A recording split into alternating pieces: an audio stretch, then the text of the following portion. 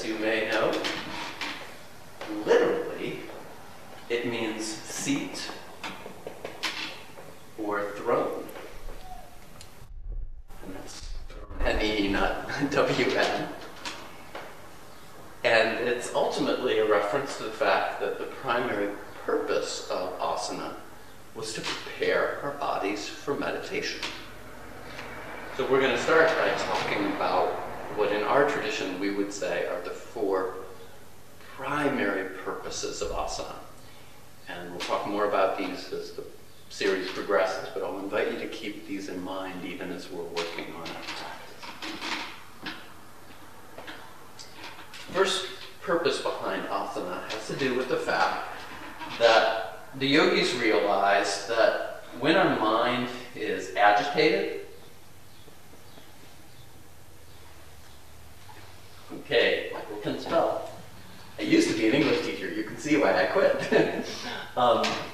When our mind is agitated, it's very hard for us to look beyond the mind to the self or the soul. We tend to get caught in this state.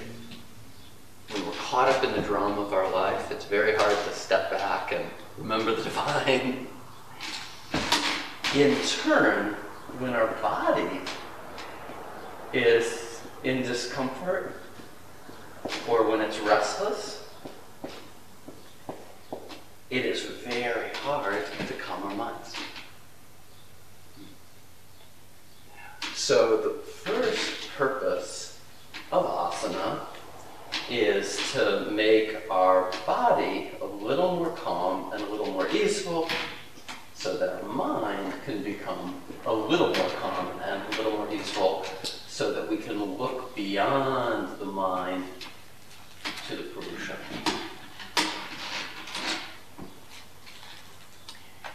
We're going to be talking a lot more about this, especially next session when we talk about meditation. But I'm just going to give you an analogy.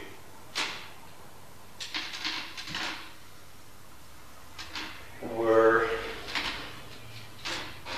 in a room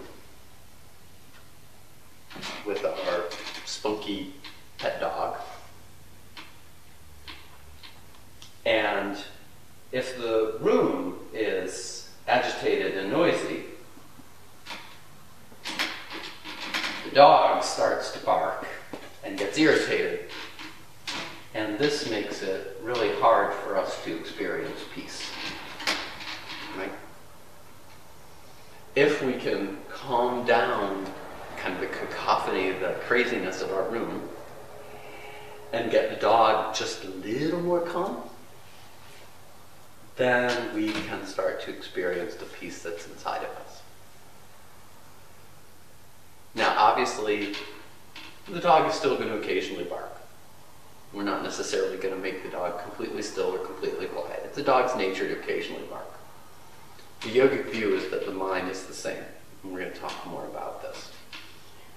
But what we're working on first off in our asana is simply getting our body a little more easeful, so our mind can be a little more quiet, so that we can look beyond our mind.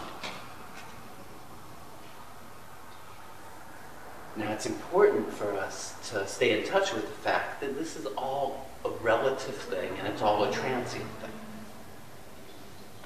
We know that our bodies are transient vessels. And that means we can do all of the yoga in the world.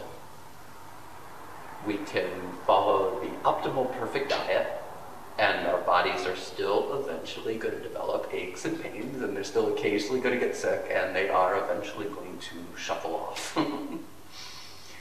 So the goal of asana is not to make our body perfect and diamond-like and eternally healthy. In his 60s, my guru had a heart attack. And a handful of his devotees said, "But you can't have a heart attack. You're a lifelong vegetarian, and you do yoga, and you meditate, and your life is free of stress.